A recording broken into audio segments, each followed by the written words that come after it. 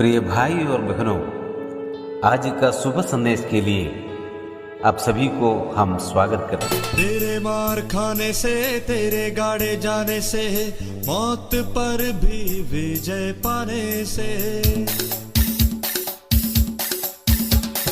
तेरे मार खाने से, तेरे गाड़े जाने से, मौत पर भी विजय पाने से, सबका हुआ है उद्धार, सबको मिली है नई जिंदगी, सबका हुआ है उद्धार, सबको मिली है नई जिंदगी।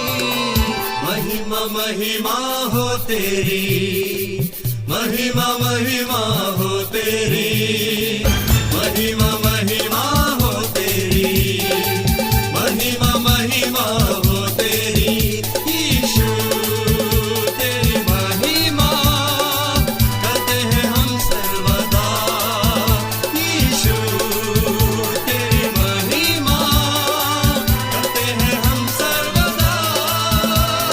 आज का संदेश इवेंजलिस्ट रमेश चौधरी उमरियापन से बांटा जाएगा। प्रार्थना के साथ सुनिए। सारी महिमा के मालिक और महान उद्धारकर्ता प्रभु यीशु मसीह के पवित्र नाम से सभी भाई बहनों को विनम्र नमस्कार। आज मैं आपसे एक सवाल पूछना चाहता हूं और वह सवाल यह है कि क्या आपका उद्धार हुआ है? क्या आप निश्चयता के साथ कह सकेंगे कि आप स्वर्ग ही जाएंगे? पवित्र बाइबल बार बार उद्धार के विषय में कहती है और इसका कारण यह है कि संपूर्ण मानव जाति खतरे में पड़ी हुई है और मनुष्य को इस खतरे से बचने की आवश्यकता है। इसके बारे में किसी ने आपको परमेश्वर के जीवित वचन पवित्र शास्त्र बाइबल के द्वारा समझाया है? पवित्र बाइबल में अच्छा समाचार और बुरा समाचार दोनों निहित हैं। अच्छे समाचार परमेश्वर के विषय में और बुरा समाचार आपके विषय में है। सर्वप्रथम यह देखें कि बुरा समाचार क्या है। और बुरा समाचार यह है कि आप एक पापी हैं। बाइबल रोमियो की पत्री 3 अध्याय के 23 पद में कहती है, सबने पाप किया है और परमेश्वर की महिमा से रहित हैं। सब मनुष्यों ने पाप किया है। इसका अर्थ है कि सब मनुष्य अपने लक्ष्य से चूक गए हैं। जब हम झूठ बोलते हैं, किसी से घृणा करते हैं, लालच करते हैं, अफवाह फैलाते हैं, तब हम परमेश्वर की ठहराई हुई सीमा को लांघते हैं। जैसे पवित्र बाइबल कहती है, सबने पाप किया है और परमेश्वर की महिमा से रहित हो गए हैं। इसका तात्पर्य यह है कि हम सभी परमेश्वर की सिद्धता के स्तर से नीचे गिर चुके हैं। अपने सोच विचारों के द्वारा, अपने बोल चाल के द्वारा और अपने कर्मों के द्वारा। हम में से कोई मनुष्य सिद्ध मनुष्य नहीं है। इसी कारण बुरा समाचार और भी बुरा हो जाता है।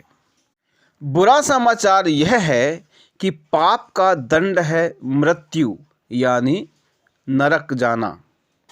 रोमियो की पत्री 6वें अध्याय के 23 पद में लिखा है, पाप की मजदूरी तो मृत्यु है, अर्थात अनंत काल के लिए नरक की अनंत सजा है।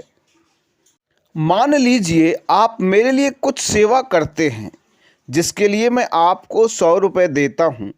वह 100 रुपये आपने मजदूरी के रूप में पाया है। बाइबल कहती है कि हम पाप करने के कारण मृत्यु दंड के लायक हैं और पवित्र परमेश्वर से अलग हैं। आपको परमेश्वर के पास आने के लिए कोई भी दूसरा मार्ग नहीं है।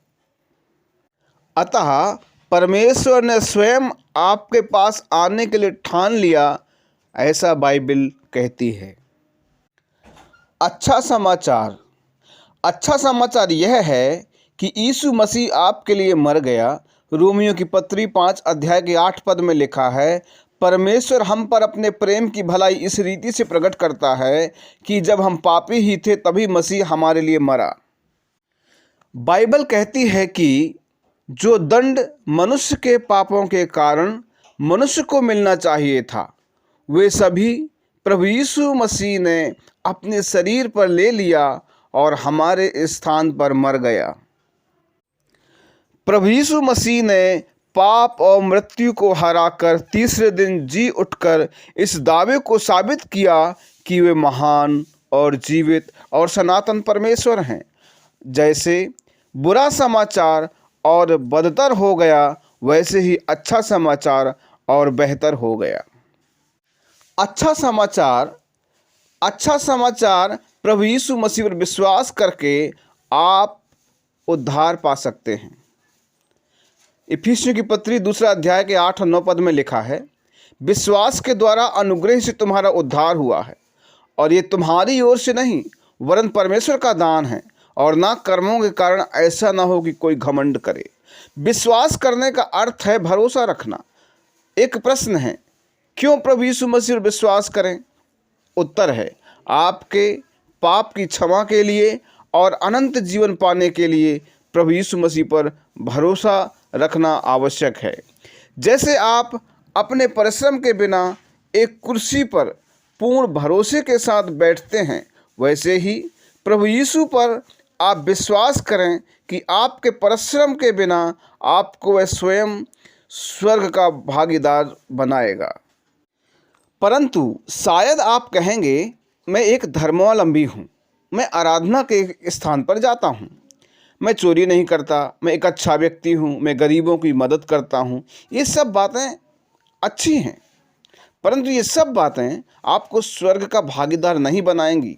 आप केवल यीशु मसीह पर विश्वास करें, भरोसा रखें, तो परमेश्वर आपको मुफ्त में अनंत जीवन देगा। क्या आपको ये बातें समझ में आईं? क्या अभी यीशु मसीह पर विश्वास करने के लिए आपके जीवन में कोई बाधा है? ध्यानपूर्वक सोचिए, प्रभु यीशु पर विश्वास करने से भी अधिक महत्वपूर्ण कोई बात आपके जीवन में नहीं है। क्या आप परमेश्वर से प्रार्थना के द्वारा कहना चाहते हैं कि मैं प्रभु यीशु को उद्धारकर्ता के रूप में ग्रहण करता हूं? यदि आप चाहते हो तो अभी प्रभु यीशु मसीह पर विश्वास कीजिए। ऐसा क्यों नहीं कहते? मतलब अभी प्रभु यीशु मसीह पर विश्वास करता हूँ, ऐसा क्यों नहीं कहते? याद रखें, यह प्रार्थना सच्चे दिल से नहीं है तो आपको उद्धार नहीं मिलेगा। उद्धार करने वाले प्रभु यीशु मसीह पर भरोसा रखने से ही आपका उद्धार होगा। आप जो कुछ सरल रूप से परमेश्वर से कहते हैं वही प्रार्थना है। तो आइए मेरे पीछे छोटी सी प्रार्थना कीजिए।